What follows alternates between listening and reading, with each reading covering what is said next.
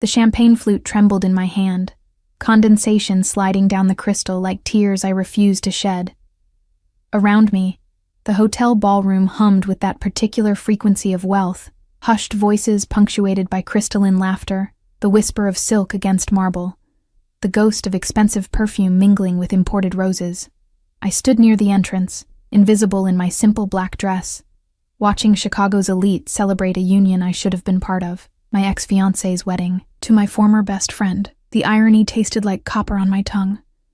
I hadn't planned to come. For 3 months, since Marcus handed me back the modest engagement ring my grandmother left me, the only valuable thing my family ever owned, I'd convinced myself I was over it. Over him. Over the humiliation of discovering he'd been sleeping with Vivian behind my back for nearly a year. Over the whispers that followed me through our shared social circles, the pitying glances, the way people stopped inviting me to things because my presence made everyone uncomfortable. But then, the invitation arrived. Cream cardstock, embossed with gold lettering, my name written in elegant calligraphy that probably cost more than my monthly rent. Ms. Elena Reyes, we request the honor of your presence. Vivian's doing. I knew immediately. Marcus didn't have that kind of cruelty in him. He was merely weak, easily led. But Vivian, she wanted to see me broken, wanted to parade her victory, to watch me sit in those pews and witness her claiming everything that should have been mine. The smart thing would have been to throw it away. Stay home. Move on. Instead, I'd put on the one decent dress I owned, applied makeup with shaking hands, and took 3 buses across the city to the Meridian Grand Hotel, because some self-destructive part of me needed to prove I could survive it. I was such a fool. The ballroom doors opened wider, and guests began filtering toward their seats. I recognized most of them, Marcus's colleagues from the investment firm, Vivian's sorority sisters, the country club crowd who'd tolerated me when I was Marcus's fiancé, but forgot my name the moment we ended. I smoothed down my dress, suddenly aware of how cheap the fabric was, how the hem was slightly frayed, how I didn't belong here at all. Elena? I turned to find Marcus's mother, Patricia, gliding toward me in a cloud of Chanel and disapproval. Her eyes swept over me with the efficiency of an X-ray machine, cataloging every inadequacy. "I'm surprised you came," she said, her voice pitched just loud enough for nearby guests to hear. "Given the circumstances, how brave of you." The word brave landed like a slap. "I was invited," I managed, hating how small my voice sounded. "Yes. Well." Patricia's smile was all edges. "Vivian does have a generous spirit. Always has. I told Marcus from the beginning that you two weren't suited, but young men can be so blind to incompatibility." Her gaze dropped to my dress again, lingering on the department store label probably visible at the neckline. I'm glad he finally saw sense. "Vivian comes from the right sort of family, you understand." I understood perfectly. I was the daughter of a housekeeper and a mechanic who died when I was 16. My mother cleaned homes in the suburbs while I put myself through community college working double shifts at a diner.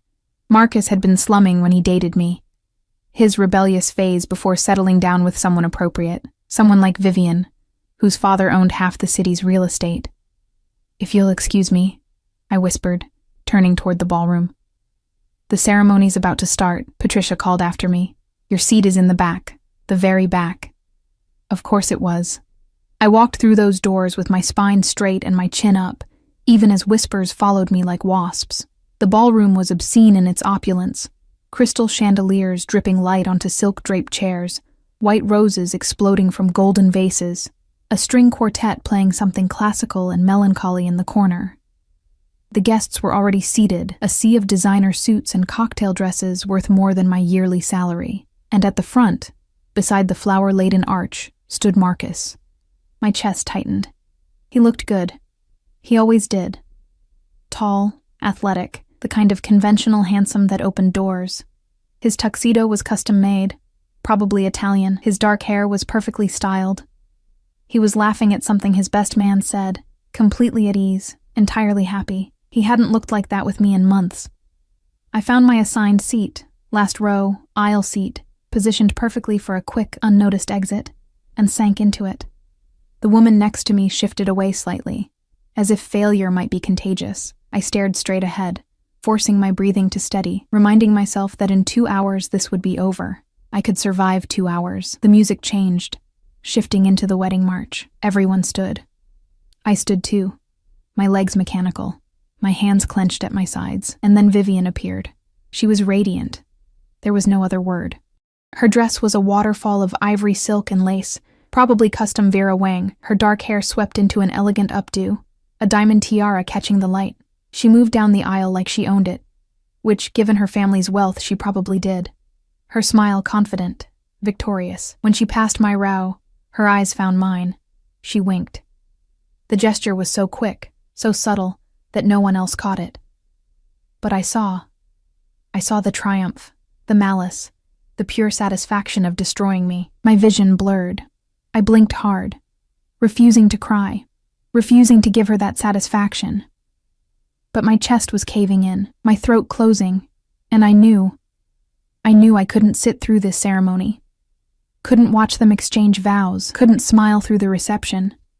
Couldn't survive the inevitable moment when Vivian would corner me in the bathroom or by the champagne fountain to twist the knife deeper. I'd made a mistake coming here. As Vivian reached the altar and took Marcus's hands, I slipped out of my seat and moved toward the exit, keeping my steps quiet, my head down. No one noticed. Why would they? I was already a ghost. The hallway outside the ballroom was blessedly empty, all the hotel staff focused on the ceremony inside. I hurried toward the main lobby, my heels clicking against marble, my breathing coming faster. I just needed to get outside, catch a bus, go home. Forget this ever. I collided with something solid. Not something, someone. The impact knocked me backward, my heel catching on my dress. I stumbled, arms windmilling, certain I was about to fall and complete my humiliation. But a hand caught my elbow, steadying me with effortless strength. Careful. The voice was low, accented with something European I couldn't place, and it sent an inexplicable shiver down my spine. I looked up. And up. The man towering over me was not someone who should exist outside of magazines or movies. He was tall, easily 6'3" or 6'4", with the kind of build that suggested violence held barely in check. His suit was black, perfectly tailored, probably worth more than my car. Everything about him screamed money, but not the cheerful, ostentatious wealth of the wedding guests inside. This was different, darker, dangerous. His face was all sharp angles, strong jaw, high cheekbones, a nose that had been broken at least once. His hair was dark, pushed back from his forehead, and his eyes. God, his eyes were the color of smoke, gray and cold and utterly unreadable. They fixed on me with an intensity that made my breath catch. "I'm sorry," I stammered, pulling away from his grip. "I wasn't watching where You're crying." It wasn't a question. I reached up, shocked to find my cheeks wet. "When had I started crying? I'm fine," I lied, wiping at my face. "Sorry, excuse me." I tried to move past him, but he didn't step aside. Behind him, I noticed for the first time, stood 2 men in dark suits. They weren't hotel staff. Their posture was too alert, too watchful, their eyes constantly scanning the hallway. Security. Private security. Who was this man? "The wedding," he said, glancing toward the ballroom doors. "You were inside." "I was leaving." I clutched my small purse tighter. "Please, I just need to—" "Your ex-fiancé's wedding?" The question froze me. How could he possibly know that? He must have read the confusion on my face because something that might have been amusement flickered in those gray eyes. "You have the look of someone attending their own funeral, and you're leaving before the vows." His gaze traveled over me, clinical, assessing, the rejected bride. Heat flooded my cheeks. "I don't know who you are, but Dante." He extended his hand. Dante Salvatore. The name meant nothing to me, but the way he said it, like he expected recognition, made my stomach clench. I didn't take his hand. "I really need to go," I said. "To where? Home?" He tilted his head slightly. "Or are you going to stand outside in the cold, wait for your bus, and spend the next year remembering this as the moment they broke you completely?" The words hit like bullets, because he was right. That's exactly what would happen. "What do you want?" I asked, my voice cracking. Dante Salvatore smiled then. A slow, predatory curve of his mouth that did nothing to warm those cold eyes. "I want to offer you an alternative," he said. "How would you like to go back into that wedding as someone else entirely? Someone they can't touch, can't humiliate, can't destroy." I stared at him. "What are you talking about?" "I'm talking about revenge, Elena." He said my name like he'd known it all along.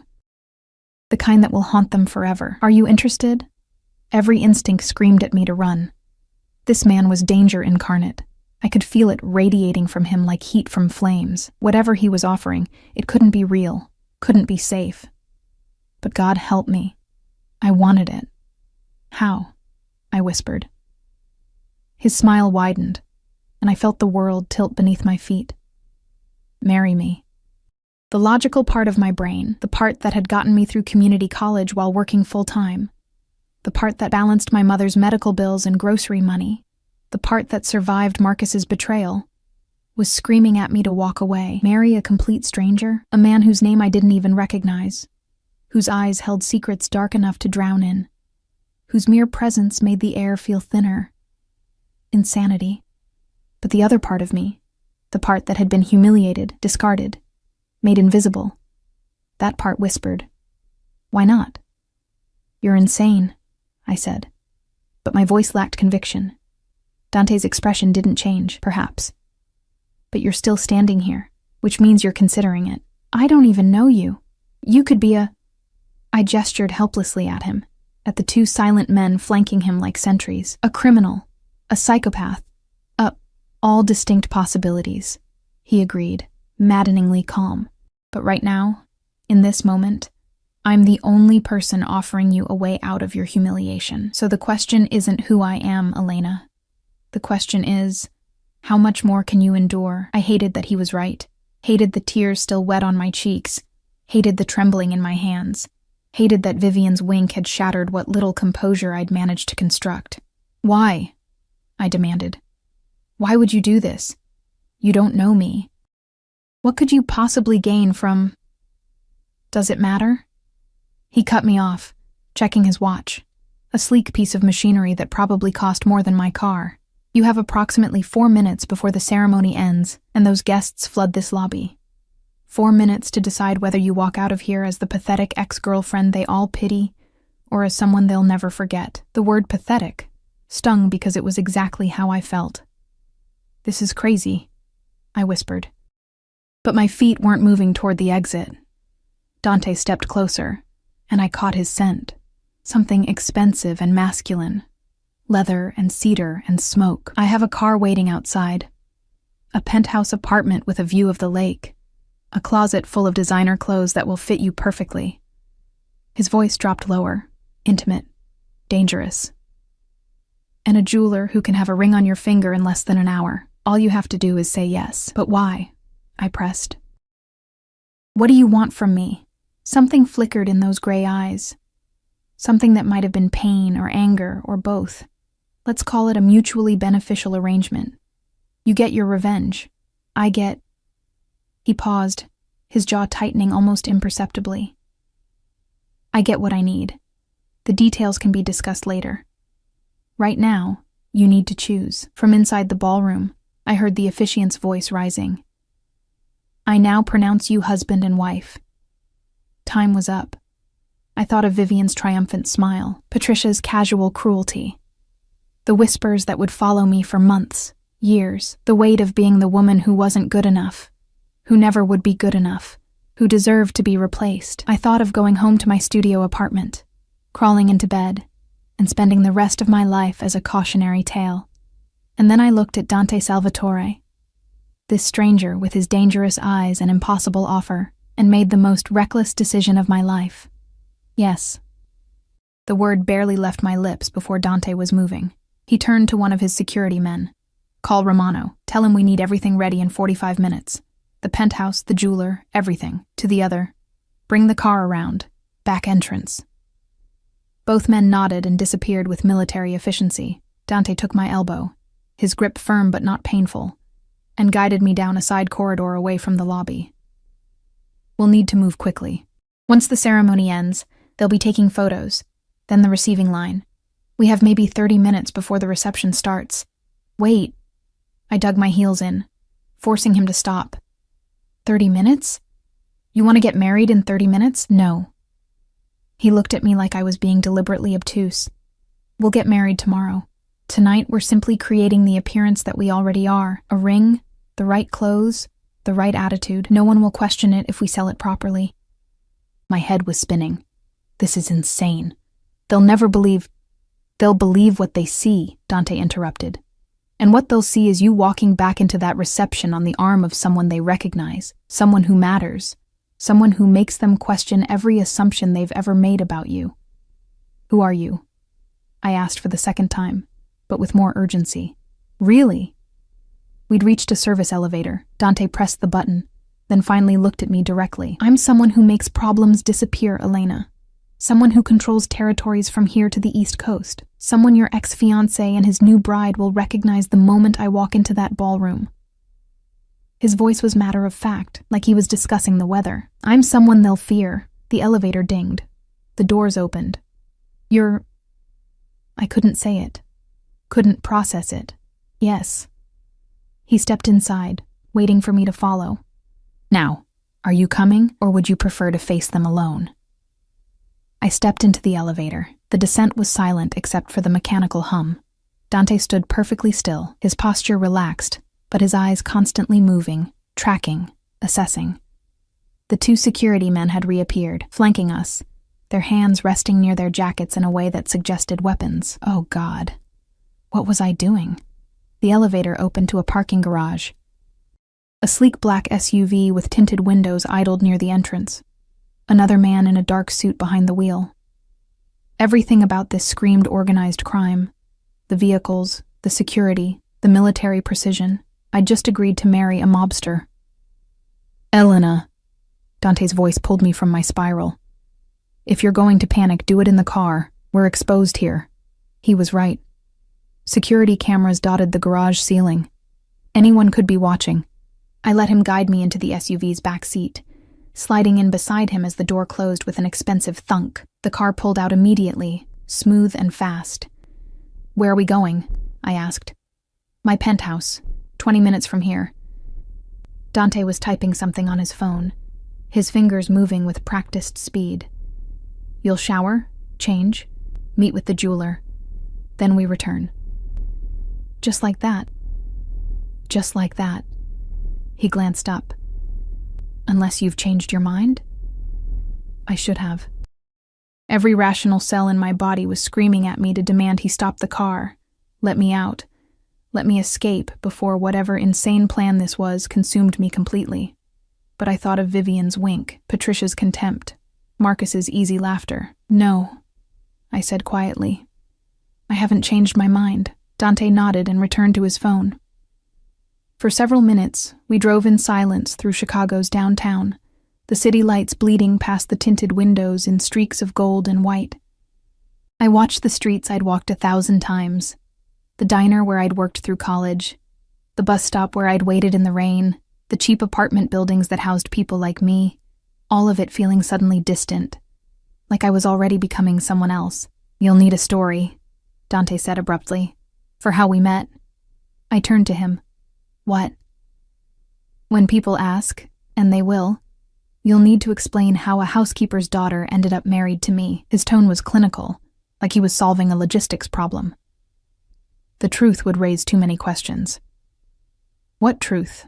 I asked. I don't even know the truth. We met 20 minutes ago in a hotel hallway. Exactly. Which is why we need a better story. He pocketed his phone and gave me his full attention for the first time since we'd entered the car. We'll say we met 3 months ago, after your engagement ended. You were working at a restaurant where I sometimes eat. I noticed you, asked you out. Things progressed quickly. We married last week in a private ceremony. We've kept it quiet because of my business concerns. What restaurant? I asked, my mind struggling to keep up. Bella Nata, on the north side. I own it. Of course he did. And people will believe this? I asked. That you married someone like me? Something dangerous flashed in his eyes. Someone like you. You know what I mean. I'm not... I gestured at the luxury car, at him. I'm not from your world. People will know that immediately. Good. Dante's voice was sharp. Let them see the contrast. Let them wonder. Let them question everything they thought they knew about you. He leaned closer, and I caught that scent again. Leather, cedar, smoke. You're not going back to that reception as my equal, Elena. You're going back as my wife, and in my world. That makes you untouchable. The word sent a shiver through me. Untouchable. How long had I been the opposite? How many times had Marcus touched me carelessly, without thought? How many times had Vivian's casual cruelties landed because I had no protection, no shield, no power? What happens after tonight? I asked quietly. After the revenge? After we've humiliated them the way they humiliated me? Dante was quiet for a long moment. The car turned onto Lakeshore Drive, the black water of Michigan stretching endlessly to our right. We'll discuss terms, he said finally. How long this arrangement lasts, what we both need from it. But that's for tomorrow, after we make this legal. Tonight is about the performance. The performance, I echoed. Yes. He studied me, his gray eyes cataloging every detail of my face like he was memorizing it. You'll need to look at me like you love me. Touch me like you can't help yourself. Smile like I've given you everything you've ever wanted. His voice dropped. Can you do that, Elena? I thought about all the times I'd smiled through double shifts at the diner when my feet were bleeding. All the times I'd pretended Marcus's casual dismissals didn't hurt. All the times I'd acted like I belonged in rooms where everyone knew I didn't. Yes, I said, I can do that. Good. He returned his attention to the window. We're here. The SUV pulled into an underground garage beneath a gleaming high-rise. The building was all glass and steel, the kind of place I'd walked past 100 times without imagining I'd ever enter. We took a private elevator, one that required a key card, up to the top floor. The penthouse was exactly what I'd expected, and somehow more. Floor-to-ceiling windows overlooking the lake. Minimalist furniture in blacks and grays. Art on the walls that was probably worth more than my mother's house. Everything cold, expensive, perfect. This way. Dante led me down a hallway to a master bedroom suite larger than my entire apartment. He opened the walk-in closet, and I actually gasped. Rows of dresses, shelves of shoes, drawers of jewelry, all in my size. How? I started. I had someone acquire a few things, he said dismissively. Choose whatever you want for tonight, something that makes a statement. The shower's through there. He pointed to an ensuite bathroom done entirely in marble and gold fixtures. You have 20 minutes. He left before I could respond, the door closing behind him with a quiet click. I stood alone in that obscene luxury, surrounded by clothes worth more than I'd earned in my entire life, and finally let myself feel the full weight of what I'd just agreed to. I was going to marry a stranger, a criminal, a man whose eyes held violence like some men held pocket change. And then, I was going to walk back into that wedding reception and make Marcus and Vivian regret every moment they'd ever underestimated me. I stripped off my cheap black dress, leaving it in a puddle on the floor, and stepped into the shower. The water was scalding, perfect, washing away 3 months of humiliation and grief. When I emerged 15 minutes later, I felt like a different person. I chose a dress from the closet, a deep emerald silk that hugged every curve, with a neckline just low enough to be daring. Shoes that added 4 inches to my height. Diamond earrings that caught the light like trapped stars. When I looked in the mirror, I barely recognized myself. The bedroom door opened. Dante stood in the doorway, and for the first time since we'd met, his expression shifted. Something heated flickered in those cold gray eyes before he controlled it. Perfect, he said. The jeweler's here. Let's make you a bride.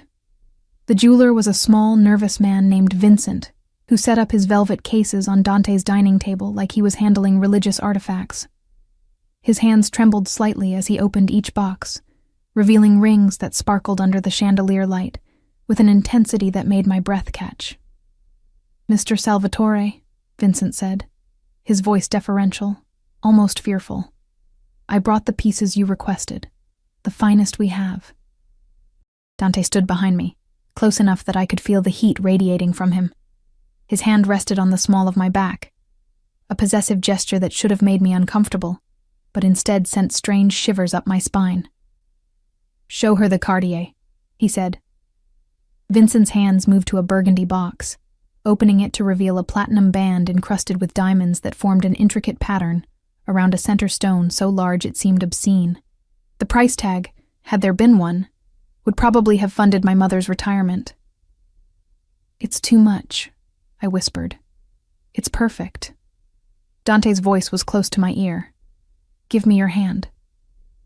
I extended my left hand, watching as if from outside my body as Dante took it in his. His fingers were warm, calloused in ways that suggested violence, and they held mine with surprising gentleness. He slid the ring onto my finger slowly, deliberately, his gray eyes never leaving my face. It fit perfectly. "How did you—" I started. "I'm very good at measuring things," he said, and something in his tone made heat flood my cheeks. He turned to Vincent. "We'll take it. And the matching band." "Of course, Mr. Salvatore. Shall I—" "Leave them. Send the bill to Romano." Dante's dismissal was absolute. Vincent packed his cases with shaking hands and practically ran for the door, one of the security men escorting him out. I stared at the ring on my finger, at the way it caught the light, at how foreign and yet somehow right it looked against my skin. "It's borrowed," I said softly. "All of this. The dress, the ring, this life. None of it's real. Does it matter?" Dante moved to stand in front of me, tilting my chin up with one finger until I met his eyes. "By the time we walk back into that reception, it will be real enough. They'll believe it because they'll want to believe it. Because the alternative, that someone like me would choose someone like you, will haunt them forever." "Someone like me," I repeated, the phrase stinging even from his mouth. His jaw tightened. "I meant that as a compliment. You have something they lack, Elena. Something authentic beneath all their polish and privilege. It's why Marcus was drawn to you in the first place, even if he was too weak to keep you." The unexpected defense caught me off guard. Before I could respond, Dante stepped back, checking his watch again. A gesture I was beginning to realize was a tell, a sign he was calculating, planning, always 3 moves ahead. "We need to go," he said. "The reception will be in full swing by now. We'll make an entrance, stay exactly 45 minutes, and leave. Long enough to be seen, short enough to maintain mystery." "What do I do?" I asked, hating how uncertain I sounded. "You stay close to me. You let me handle anyone who asks questions. And you remember—" His eyes locked onto mine with an intensity that made my pulse race. "You're mine now, at least for tonight. Act like it." The possessiveness in his voice should have terrified me. Instead, it felt like armor. The drive back to the Meridian Grand Hotel took 20 minutes. Dante spent it briefing me on people I might encounter. Names, positions, relationships. He rattled off information with the precision of someone who made it his business to know everyone's secrets. "Patricia Aldridge will try to corner you," he said. "Don't engage. I'll handle her." "Marcus's mother." "Yes. She's connected to several families I do business with. She'll recognize me immediately." A cold smile played at his lips. "She'll also recognize what it means that you're with me." "What does it mean?" I asked. Dante turned those gray eyes on me. "It means you're protected, untouchable. Mine." He said the last word like a brand. "In my world, Elena, that's not something given lightly. People will understand the implications." The SUV pulled up to the hotel's main entrance. Through the tinted windows, I could see guests milling about in the lobby, the same people who'd watched me slink away in shame less than 2 hours ago. My hand started shaking. Dante's hand covered mine, stilling the tremor. "Breathe," he commanded softly. "Remember why we're doing this." I thought of Vivian's wink, Patricia's cruelty, the humiliation burning in my chest like acid. "I'm ready," I lied. "Good." He squeezed my hand once, then released it. "Stay close. Don't speak unless I tell you to. And Elena?" He waited until I looked at him. "Don't let them see fear. Ever." The driver opened my door. Dante exited first, then extended his hand to help me out. a gesture so natural, so proprietary, that several people in the lobby immediately turned to look. I took his hand and stepped onto the red carpet in my borrowed emerald dress and impossible shoes, the diamond ring heavy on my finger, my heart hammering so hard I was certain everyone could hear it. Dante's arm slid around my waist, pulling me against his side. The gesture was possessive, protective, and utterly convincing. We walked through the lobby like we owned it, and maybe in some way I didn't understand Dante did. People stared, whispered. I recognized several faces from the ceremony, saw their expressions shift from curiosity to shock, to something that looked like fear. They recognized him. The ballroom doors stood open, music and laughter spilling out. Dante paused just outside, his hand tightening on my waist. "Last chance to run," he murmured. I thought about running, about the safety of my small apartment, my predictable life, the comfort of invisibility. Then I thought about Vivian's triumphant smile. "Let's go," I said. We walked in together. The reception was exactly as obscenely lavish as I'd expected. Crystal and flowers and champagne towers, guests dancing under twinkling lights, laughter echoing off marble columns. At the center of it all, on a small stage, Marcus and Vivian danced their first dance as husband and wife, her dress billowing around them like clouds, his hand on her waist, both of them radiating happiness. They hadn't seen us yet. Dante guided me to the bar, his presence parting the crowd like Moses with the Red Sea. People moved aside instinctively, their conversations dying mid-sentence as they registered who he was. The bartender's eyes widened, but he took our order without comment. Whiskey for Dante, champagne for me. "Mr. Salvatore." We turned to find an older man in an expensive suit approaching, his expression carefully neutral. "I didn't know you'd be attending this evening, Frank." Dante's tone was cordial but cold. "Last-minute decision. My wife wanted to pay her respects to an old friend." The word wife landed like a bomb. Frank's eyes shot to me, then to the ring on my finger, then back to Dante with barely concealed shock. "Your wife? I hadn't heard you'd married. We kept it private." Dante's arm tightened around my waist. "Elena prefers to stay out of the spotlight. Don't you, darling?" The endearment should have sounded false. Somehow it didn't. "Congratulations," Frank managed, though his eyes were calculating, already trying to figure out what this meant for whatever business he had with Dante. "Mrs. Salvatore." The name sent a jolt through me. Mrs. Salvatore. God, what was I doing? "Thank you," I said, keeping my voice steady. Frank excused himself quickly, already pulling out his phone. Within seconds, I could see the whispers spreading through the crowd like wildfire. Heads turning, phones appearing. The music on the dance floor seemed to dim as more and more people became aware of our presence. And then Vivian saw me. I watched her freeze mid-spin in Marcus's arms, her eyes going wide as they locked onto mine. Then they traveled to Dante, to his arm around my waist, to the massive diamond on my finger, and something that might have been panic flickered across her perfect features. She knew who he was. Marcus followed her gaze, and I had the satisfaction of watching the color drain from his face. He stumbled slightly, nearly stepping on Vivian's dress, his expression shifting from shock to confusion to something that looked almost like fear. The song ended. The dance floor cleared. And Vivian, ever the performer, plastered on a brilliant smile and made her way toward us, Marcus trailing behind like a reluctant shadow. "Elena!"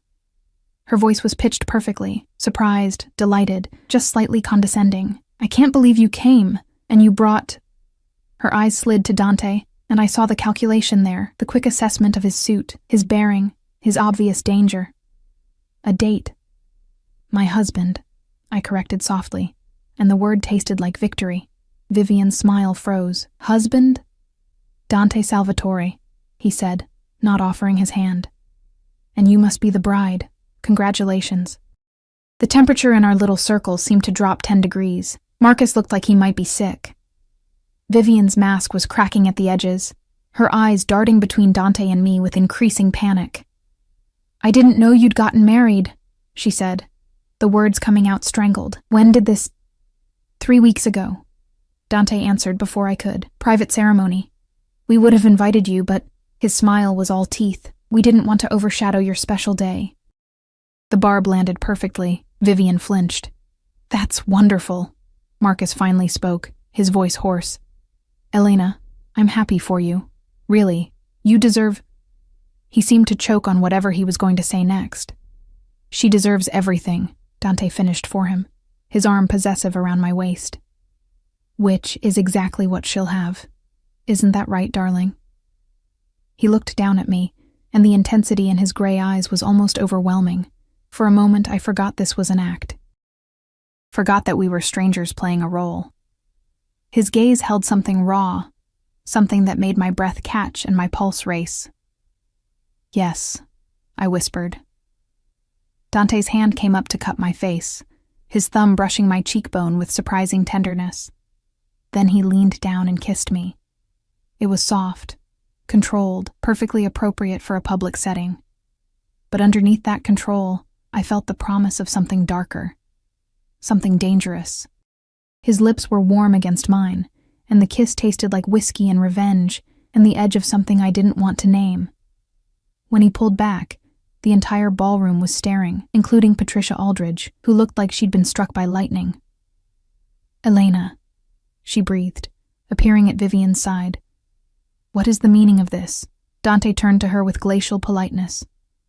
"Mrs. Aldridge, how nice to see you again." "Again?" Patricia's voice was faint. "We've met at several charity functions. Your husband handles some of my legitimate investments."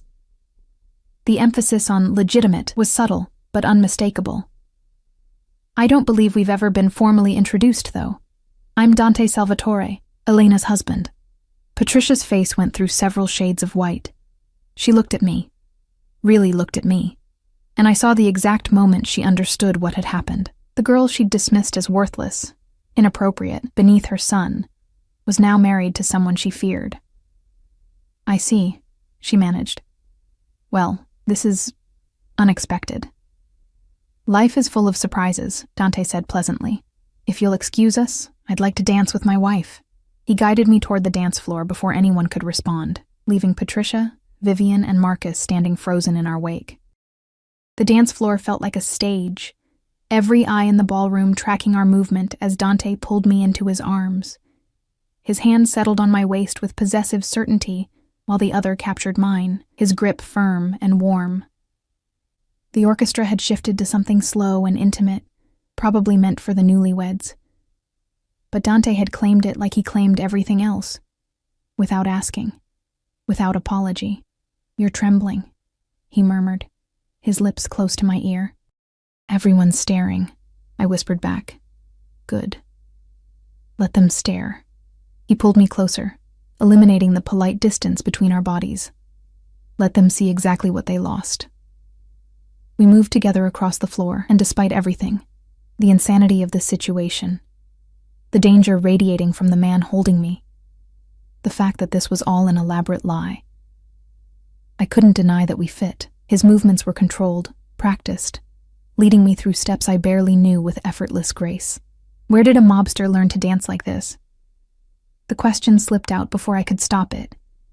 His lips curved slightly. My mother insisted on lessons. She believed that power without refinement was merely brutality. Something dark passed through his eyes. She was wrong, but the lesson stuck. "Was?" I asked softly. "She's been gone 15 years. His voice was flat, emotionless. "Killed by someone who thought I'd be easier to control without her influence." The casual way he said it, like discussing the weather, sent ice through my veins. "I'm sorry." "Don't be." I made sure they regretted that assumption. He spun me suddenly, my dress flaring, then pulled me back against his chest. "Just as Marcus and his bride will regret what they've done to you." Over Dante's shoulder, I could see Vivian and Marcus at their head table, surrounded by bridesmaids and groomsmen. They weren't celebrating anymore. Vivian kept glancing in our direction, her smile brittle, while Marcus looked like he wanted to disappear into the floor. Patricia stood near them, her phone pressed to her ear, her expression thunderous. She was making calls, trying to find out who Dante really was, what his presence here meant. "She's scared," I observed. "She should be." Dante's hand tightened on my waist. Patricia Aldridge has spent years building connections with families like mine, playing both sides, thinking her society status protects her. Seeing you with me shatters her entire worldview. Because I'm not good enough? The old wound throbbed. Because you are. His gray eyes caught mine, and the intensity there stole my breath. You survived poverty, loss, betrayal, and still came to this wedding with your head high. That takes more strength than any of these people will ever possess. He leaned closer, his voice dropping to something almost dangerous. Patricia dismissed you as weak. Now she's realizing you're the one person in this room she should have feared. The music swelled around us. Other couples had joined the dance floor, but they kept a careful distance, as if afraid to come too close to Dante's orbit. I caught glimpses of familiar faces. Marcus's colleagues from the investment firm, Vivian's sorority sisters, all the people who'd whispered about me, pitied me, forgotten me. Now they couldn't look away. How long do we have to stay? I asked. Another 20 minutes. Dante guided me through a turn, long enough to make the impression permanent. Then we leave, and tomorrow we make this official. Tomorrow. The reality of what I'd agreed to came crashing back. About that, not here. His tone brooked no argument. We'll discuss terms at my penthouse tonight after we're done with this performance. But Elena... He waited until I met his eyes. Whatever arrangement we come to, whatever this becomes, you need to understand something. When I commit to something, I don't do it halfway. If you're going to be my wife, even temporarily, you'll be protected like my wife, treated like my wife, and anyone who tries to hurt you will answer to me. Is that clear? The promise should have terrified me. Instead, something warm and dangerous unfurled in my chest. Yes, I whispered. The song ended. Dante released me slowly, his fingers trailing along my waist in a gesture that felt far too intimate for strangers. Before I could process it, Vivian appeared at his elbow, her smile bright and false. I'm sorry to interrupt, she said, though her tone suggested she wasn't sorry at all. But I was hoping to steal Elena for a moment. Girl talk, you understand. Every instinct screamed at me to refuse. But Dante's hand squeezed mine once, a warning or encouragement, I couldn't tell, before he stepped back. Of course, he said smoothly. I'll get us drinks. Elena? Champagne? I nodded, not trusting my voice.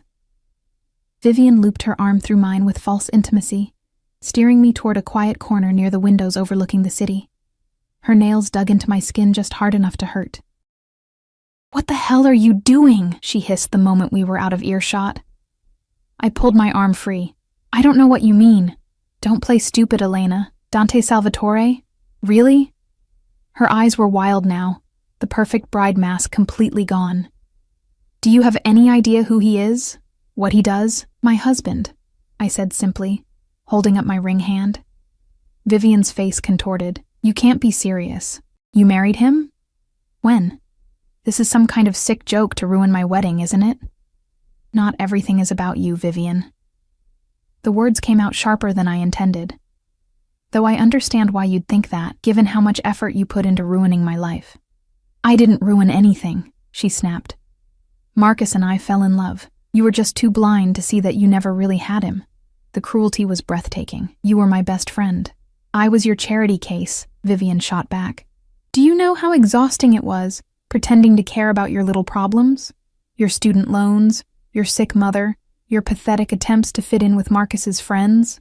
She laughed, the sound brittle. I did you a favor, Elena. Marcus would have gotten bored and left you eventually. At least this way, you gotta keep some dignity. Dignity? I repeated, my voice shaking. You invited me to your wedding to humiliate me.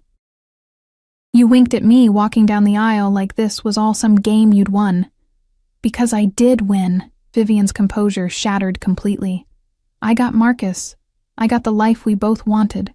I got everything you dreamed about while you were scrubbing tables at that disgusting diner. And now you show up here with some criminal, thinking you can make me jealous, thinking anyone here believes that someone like Dante Salvatore would actually want someone like you? The words hit like physical blows. because she was voicing every doubt screaming in my head, every fear that this was too good to be true, that Dante's interest, whatever it was, couldn't possibly be real, that I was still the same worthless girl they'd all dismissed. Careful. Dante's voice cut through the air like a blade. I hadn't heard him approach, but suddenly he was there, pressing a champagne flute into my hand, while his other arm circled my waist. The casual gesture was a clear warning. Vivian paled. Mr. Salvatore, I didn't mean— Yes, you did. His voice was pleasant, conversational, and absolutely terrifying. You meant every word, which is why I think it's important to clarify something. He pulled me tighter against his side. Elena is my wife. That means an insult to her is an insult to me, and I have very particular ways of handling insults.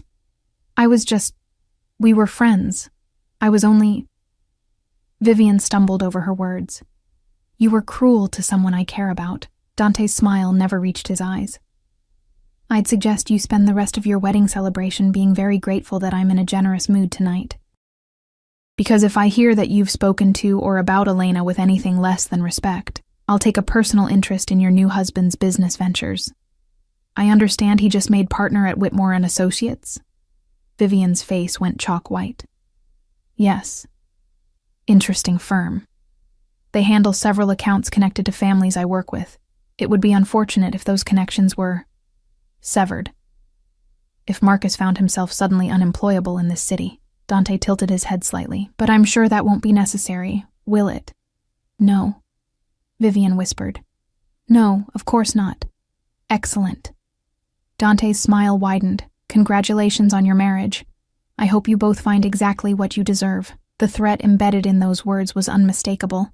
Vivian fled back toward Marcus without another word, her designer dress trailing behind her like a funeral shroud. I stared up at Dante, my hands shaking around the champagne flute. You didn't have to. Yes, I did. His expression softened slightly. She needed to understand that you're protected now. They all do. He glanced around the ballroom, at the whispers and stares still following us. We've made our point. Let's go. Already? You've had enough. It wasn't a question. Dante could apparently read me better in one evening than Marcus had in 2 years. Come. He guided me through the ballroom, his hand never leaving my waist. People parted for us like water around a ship's bow. I caught a glimpse of Patricia near the exit, her face twisted with fury and fear. Marcus and Vivian at their table looking shell-shocked, the bridesmaids and groomsmen whispering frantically amongst themselves. We'd destroyed their perfect wedding night. The realization should have made me feel guilty. Instead, I felt powerful. The SUV was waiting at the entrance, engine running. Dante helped me inside with the same proprietary care he'd shown all evening, then slid in beside me. The door closed, sealing us in leather-scented darkness. Your place or mine? He asked, a hint of dark humor in his voice. Yours, I said without thinking. My apartment is not appropriate for this conversation.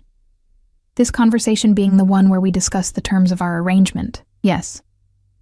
Dante pulled out his phone, typed something quickly, then pocketed it. Then we'll talk at the penthouse. There's food waiting, wine if you need it, and privacy. By tomorrow afternoon we'll be married legally. But tonight, we negotiate what that actually means. The car pulled away from the hotel, from Marcus and Vivian's shattered celebration, from the life I'd left behind. Chicago streaked past the windows, buildings and lights, and the dark promise of Lake Michigan in the distance. Thank you, I said quietly, for what you said to Vivian, for defending me. Dante was quiet for a long moment.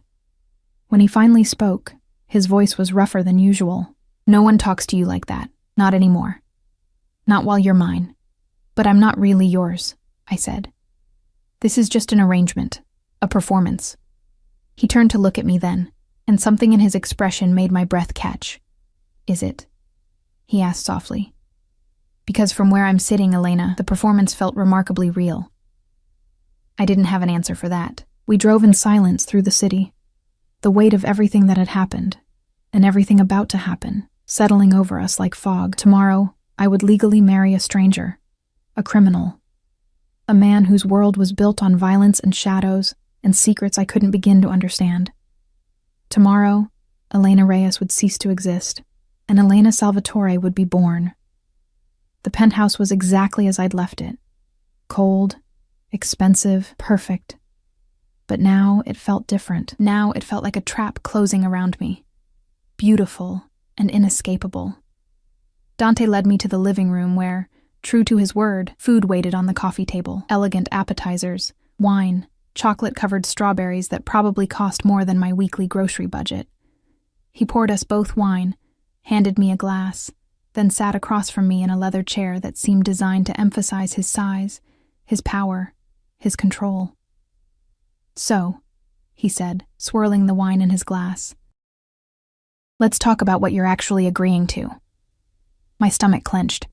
"I'm listening." "Marriage contract, 1 year minimum. You'll live here, play the role of my wife in public, attend events at my side when required.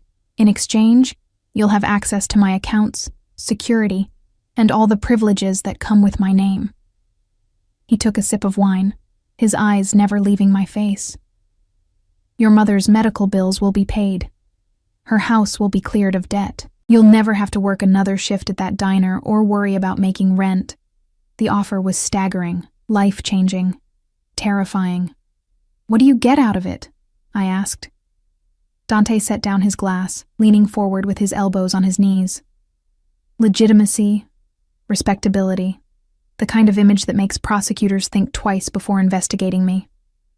His jaw tightened. "And something more personal that I'm not ready to discuss yet. That's not fair." "No," he agreed, "but it's the truth. In time, if you stay, if this arrangement works, I'll tell you. But not tonight." I should have pushed, should have demanded answers. But looking at him, at the shadows in his eyes, the tension in his shoulders, the carefully controlled pain, I found myself nodding instead. 1 year, I repeated, minimum. If either of us wants out after that, we divorce quietly. You keep a generous settlement, I keep my reputation, we both move on. And if something happens before then? If you get arrested or killed or... I won't be. His confidence was absolute, but if the impossible occurs, you'll be provided for. Everything protected by prenuptial agreement. It was too much. Too fast. Too overwhelming. I need to think, I said. You have until morning. Dante stood, his tall frame towering over me. The guest bedroom is down the hall. Everything you need is there. We'll go to the courthouse at noon, sign papers, make it legal. And then, Elena, you'll be mine in every way that matters. The possessiveness in his voice sent shivers down my spine. Good night, I whispered. Good night, future Mrs. Salvatore. He said it like a promise, or a threat. I fled to the guest room, closed the door, and finally, let myself fall apart. I didn't sleep. How could I? Every time I closed my eyes, I saw Vivian's face draining of color, Marcus's shock, Patricia's fear. I heard Dante's voice promising violence in the same tone most people discussed the weather. I felt the weight of the ring on my finger, heavy as chains, beautiful as poison. At 6 a.m., I gave up pretending and wandered into the kitchen. Dawn was breaking over Lake Michigan, painting the water in shades of gold and blood. The penthouse was silent except for the hum of expensive appliances and the distant sound of the city waking below. I made coffee, finding everything I needed in cabinets that probably cost more than my car, and stood at the floor-to-ceiling windows, watching the sun climb higher.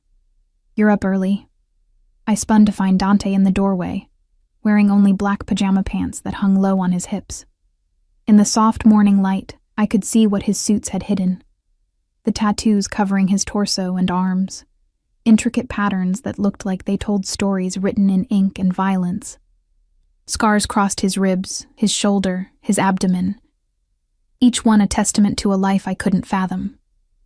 I couldn't sleep, I admitted, clutching my coffee mug like a lifeline. He moved into the kitchen with predatory grace, pouring his own coffee. Second thoughts? About 100 of them. I turned back to the window. This is insane, you know. Everything about this. Yes. His honesty startled me. I glanced over my shoulder to find him watching me with those unreadable gray eyes. "Then why are we doing it?" I asked. Dante was quiet for a long moment, steam rising from his mug. When he finally spoke, his voice was rougher than usual, because sometimes insanity is the only sane response to an insane world. He moved to stand beside me at the window. "You were destroyed by people who claimed to love you. I've been destroyed by people who claimed loyalty. We both know what betrayal tastes like, Elena. Maybe that's why this," he gestured between us, "makes more sense than it should. You still haven't told me what you really want from this," I said softly. His jaw tightened. "No, I haven't." "Will you? Ever, if you stay long enough?" He took a sip of coffee. "If you prove you can be trusted with the kind of secrets that get people killed." The casual mention of death should have sent me running. Instead, I found myself asking, "What happened to make you this way?" Something flickered in his eyes, pain, rage, grief, all gone too quickly to name. The man who killed my mother was someone I trusted, someone I considered family. His voice was flat, emotionless.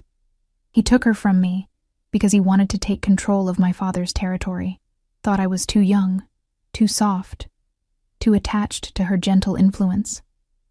"What did you do?" I whispered. I proved him right about one thing. I was attached to her influence. Dante's smile was cold, terrible. And then I proved him wrong about everything else. I took his territory, his money, his family, and his life. In that order. I made sure he understood exactly what his mistake cost before I ended him. I should have been horrified, should have put down my coffee, walked out, called the police, done something to distance myself from this man and his casual admissions of murder. But all I could think was, he loved his mother that much. "I'm sorry," I said, "for your loss." Dante looked at me like I'd spoken a foreign language. Most people would be running by now. I'm not most people. I took a sip of coffee, considering. Besides, you've been honest with me. Brutally honest. That's more than Marcus ever was. Marcus is a coward. Dante's voice dripped contempt. He pretended to love you while betraying you with your best friend. He let his mother dictate his choices and convinced himself he was being practical. Men like that disgust me, but men like you, who kill people, they don't. I never pretend to be something I'm not. His gray eyes locked onto mine. I'm a criminal, Elena. I hurt people. I break laws. I operate in shadows most people pretend don't exist. But I don't lie about it. I don't make promises I won't keep. And I don't betray the people under my protection. Is that what I am now? Under your protection? Yes. The word was absolute. From the moment you agreed to this arrangement, you became mine to protect. That's not negotiable. The possessiveness should have frightened me. Instead, after months of being nobody's priority, being nobody's concern, it felt like coming home. "Okay," I said quietly. Dante's eyebrows rose. "Okay? I'll do it. The marriage, the arrangement, all of it." I set down my coffee mug with deliberate care. 1 year. We see if this works. And if it doesn't, we walk away clean. Elena. He turned to face me fully. "You understand what you're agreeing to? This isn't just playing dress-up at society events. You'll be married to someone the FBI watches, someone rival families want dead, someone whose business involves things you can never speak about. Your life will be in danger simply by association." "My life was already small and meaningless," I said. "Maybe danger is an improvement." Something shifted in his expression. Surprise, respect, something that might have been desire. "You're either very brave or very foolish." "Probably both." I managed a shaky smile. "When do we leave for the courthouse?" 11:30. "That gives you time to shower, eat, prepare yourself." He reached out, his fingers brushing my cheek with unexpected gentleness. "Last chance to run, Elena." I thought about my studio apartment with its peeling paint and broken heater. About my mother's medical bills stacking up on my kitchen table. About Marcus and Vivian's faces last night. The shock and fear and sudden understanding that I wasn't who they thought I was. About the way Dante had defended me without hesitation, threatened violence on my behalf, looked at me like I mattered. "I'm not running," I said. His hand cupped my face fully now, his thumb tracing my cheekbone. Then understand this. Once we sign those papers, once you take my name, you're mine. Not just for show, not just for appearances. Mine. Can you handle that? Every rational part of my brain was screaming warnings, but the part that had survived poverty and loss and betrayal, the part that had walked into that wedding reception with my head high despite everything, that part whispered, "Yes, yes," I said aloud. Dante's eyes darkened. For a moment, I thought he might kiss me. Really kiss me. Not the controlled performance from the reception. But instead, he released me and stepped back. "Get ready," he said, his voice rough. "We have a wedding to attend." 3 hours later, I stood in the Cook County Courthouse wearing a cream-colored dress from Dante's mysteriously well-stocked closet, my hand in his, repeating vows in front of a bored clerk and 2 of Dante's security men serving as witnesses. "Do you, Elena Maria Reyes, take this man to be your lawfully wedded husband?" I looked at Dante, at his sharp suit and dangerous eyes, at the man who was either my salvation or my destruction, and said, "I do." "Do you, Dante Salvatore, take this woman to be your lawfully wedded wife?" "I do." His voice was steady, certain, absolute. "By the power vested in me by the state of Illinois, I now pronounce you husband and wife." The clerk stamped our marriage certificate without ceremony. "You may kiss the bride." Dante pulled me close, his hand sliding into my hair, tilting my face up to his. "Last chance," he murmured against my lips. "Stop giving me outs," I whispered back. He smiled, genuinely smiled, and then kissed me. It wasn't like the performance at the reception. This was claiming, possessive, a promise sealed with heat and hunger. His lips demanded submission even as they offered protection. His hands held me like I was something precious and breakable and entirely his. When we finally broke apart, I was breathless, dizzy, completely lost. "Welcome to the family, Mrs. Salvatore," Dante said softly. The next few weeks passed in a blur of surreal luxury and mounting danger. Dante was right. Being his wife meant stepping into a world I'd never imagined. Dinners with men whose names I recognized from FBI wanted posters. Charity galas where diamonds glittered alongside barely concealed weapons. Quiet conversations that ended when I entered rooms, secrets layered on secrets like sedimentary rock, but it also meant safety, security guards who followed me everywhere. Accounts with more money than I'd earn in 10 lifetimes. My mother's medical bills paid in full, her house renovated, her tears of gratitude when I told her I'd married someone who cared about family. I'd lied about how we met, told her the restaurant story Dante created. She'd believed it because she wanted to. Because after years of struggle, she desperately needed to believe her daughter had finally found happiness. Had I? I wasn't sure. Dante was complicated. In public, he was the perfect husband. Attentive, protective, possessive in ways that made other men back away from me immediately. In private, he was distant, controlled, keeping walls between us that I couldn't breach. He never asked me to share his bed. The arrangement was clear. Separate rooms, separate lives. A marriage of convenience that looked real from the outside, but remained hollow within. It should have been enough. It was certainly more than I'd had before. But late at night, lying in my expensive guest room, I found myself wondering what it would be like if this were real, if the heat in Dante's eyes when he looked at me meant something beyond ownership, if his possessiveness stemmed from desire rather than pride, if I was falling for a man who would never let me in. Everything changed 6 weeks after the wedding. I was shopping on Michigan Avenue, accompanied by 2 security guards, because Dante insisted, when I saw him. Marcus. Walking out of a coffee shop with his briefcase, his face drawn and tired, he saw me at the same moment, froze on the sidewalk like he'd seen a ghost. "Elena," he breathed. I should have kept walking. Should have let my security guards move me along, should have maintained the cold distance that Dante would have expected. But something in Marcus's expression, something broken and desperate, made me pause. "Marcus, can we talk?" He glanced at my guards. "Just for a minute, please." Against my better judgment, I nodded. We moved to a bench in a small plaza, the guards maintaining distance but staying alert. Marcus sat beside me, his hands clasped between his knees, looking nothing like the confident man who'd left me 3 months ago. "You look good," he said finally. "Happy." "Thank you. Are you happy?" His eyes met mine, and I saw real pain there. Or is this just revenge? I considered lying, but after everything, I owed him at least honesty. "It started as revenge," I admitted, "but it's become something more complicated." "Do you love him?" Marcus's voice cracked. "Salvatore?" The question pierced something deep inside me. Did I? Could I love someone who kept so many secrets, who lived in violence, who held me at arm's length even as he claimed me as his? "I don't know," I said softly. "Do you love Vivian?" Marcus's laugh was bitter. "I thought I did.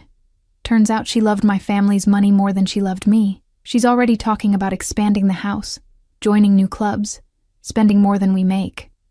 He rubbed his face. "I made a mistake, Elena. A huge one. And I'm sorry.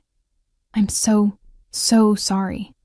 "I know," I said, and I did. I could see it written all over him, the regret, the realization that he'd traded something real for something hollow. "If you ever want out," Marcus started. "I don't." The words came out before I'd fully thought them through, but once spoken, I knew they were true. Whatever this is with Dante, it's mine. I chose it. I'm choosing it. Marcus nodded slowly. "He'll hurt you eventually. Men like him always do." I stood, smoothing down my designer dress, one of dozens now hanging in my closet. "But at least he's honest about it. That's more than I can say for you." I walked away before he could respond, my guards falling into step beside me, but Marcus's question echoed in my head for the rest of the day. "Do you love him?" I found Dante in his study that evening, surrounded by paperwork and laptop screens, his face illuminated by the cold glow of monitors. He looked up when I entered, his expression shifting from concentration to concern. "What's wrong?" he asked immediately. "I saw Marcus today." Dante's entire body went still. "Dangerous. Did he touch you?" "No. We just talked." I moved into the room, drawn by something I couldn't name. "He asked if I loved you. And?" Dante's voice was carefully neutral, but I saw tension in his shoulders, in the way his hands gripped the desk. I didn't know what to tell him. I stopped in front of the desk, meeting those gray eyes that had haunted my dreams for weeks. "Because I don't know what this is. You've given me everything. Safety, security, revenge, a life I never dreamed of. But you won't let me in. You won't tell me what you really want from this. You won't. I want you." The words exploded from him like they'd been held back too long. "I've wanted you from the moment I saw you crying in that hallway, looking broken and beautiful and so fucking strong despite everything they'd done to you." I stared at him, shocked into silence. Dante stood, moving around the desk with predatory grace. "You think this was just about legitimacy? About image?" He laughed, the sound harsh. "I have a dozen ways to improve my reputation, Elena. I didn't need to marry you for that. Then why?" "Because 6 months ago, I lost someone." His voice went rough. "My younger sister. She was killed by a rival family as a message to me. She was innocent, good, everything I'm not. And when she died, something in me died too." My chest tightened. "Dante, I was going to that wedding to finalize a business deal with Patricia Aldridge's husband. Nothing more. But then I saw you, running from your pain, broken by people who should have protected you. And I saw Sophia in you. That strength, that refusal to be completely destroyed, even when you had every right to give up." His hand came up to cup my face. "I wanted to save you the way I couldn't save her. Wanted to give you the protection I failed to give Sophia. That's what I get from this arrangement, Elena. The chance to do right by someone who deserves it." Tears burned my eyes. "That's why you knew my size, why the closet was stocked. You had someone research me. The moment I saw you, I had Romano find out everything, who you were, what you'd lost, what you needed."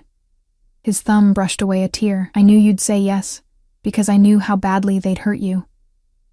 And I knew I could give you the revenge you deserved while keeping you safe. It was supposed to be simple. "What changed?" I whispered. "You." His forehead rested against mine. "You were supposed to be a project, a way to assuage my guilt. But you became something else, something I didn't expect, and now I don't know how to keep you at arm's length anymore." "Then don't." I pulled back enough to meet his eyes. "Stop protecting me from yourself, Dante. I chose this. I choose you. Whatever that means." "It means danger," he warned. "It means violence and secrets and a life where one mistake could get you killed. It also means not being alone anymore." I pressed my hand over his heart, feeling it hammer beneath my palm. "It means being seen, being valued, being chosen. That's worth the risk." Dante's control shattered. He kissed me like he was drowning and I was air, his hands tangling in my hair, his body pressing me back against the desk. This wasn't performance or possession.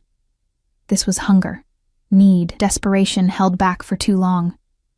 When we finally broke apart, both breathless, he pressed his forehead to mine again.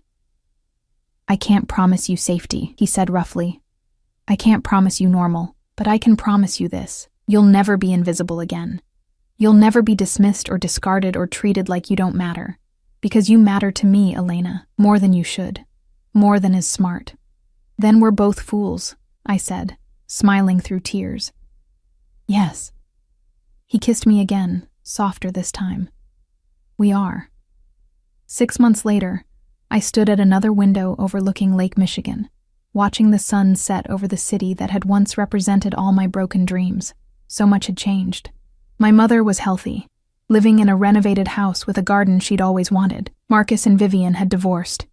His firm had mysteriously lost several major clients, and the financial strain proved too much for their shallow marriage. Patricia Aldridge no longer spoke to me at social events, which suited me perfectly, and Dante. Strong arms wrapped around me from behind, pulling me back against a solid chest. I leaned into Dante's embrace, his lips finding the sensitive spot below my ear. "What are you thinking about?" he murmured. "How strange life is," I said. "A year ago, I was invisible, disposable. Now I'm married to the most dangerous man in Chicago, and somehow I've never felt safer." "You are safe." His arms tightened possessively. "Anyone who threatens you dies. It's that simple." I should have been horrified by the casual promise of murder. Instead, I turned in his arms, wrapping mine around his neck. "I love you," I said. Simple, true, terrifying. Dante's expression softened in ways he only allowed when we were alone. "I know. I've known for months. I was just waiting for you to figure it out." "Arrogant," I accused, but I was smiling. "Accurate." He kissed me slowly, thoroughly. "I love you too, Elena Salvatore. More than I thought I was capable of loving anyone. You saved me as much as I saved you." "We saved each other," I corrected. "Yes." His smile was genuine, warm, the expression I'd learned to treasure because he shared it so rarely. We did. Outside, the city glittered with lights, each one representing a life, a story, 1,000 possibilities. Somewhere out there, Marcus was learning to live with his regrets. Vivian was scrambling to maintain her status without his family's money. Patricia was coming to terms with the fact that the girl she'd dismissed now held more power than she'd ever imagined. And here, in this penthouse above it all, I stood in the arms of a man who chose me, protected me, loved me with the same intensity he brought to everything else in his violent, complicated life. The arrangement was supposed to last 1 year. Instead, it had become forever. "No regrets?" Dante asked softly, reading my thoughts as he often did. I thought about the woman who'd walked into that wedding 6 months ago, broken, invisible, desperate for anything to ease the pain. I thought about the man who'd offered her an impossible choice and made it possible. "No regrets," I said firmly. "This is exactly where I'm supposed to be." Dante kissed me again, and in that kiss was every promise he'd made and kept. Protection, possession, love wrapped in violence and sealed with truth. We were both damaged, both dangerous in our own ways, both exactly what the other needed. The girl Marcus dismissed had become a queen in the underworld, and she'd never been happier.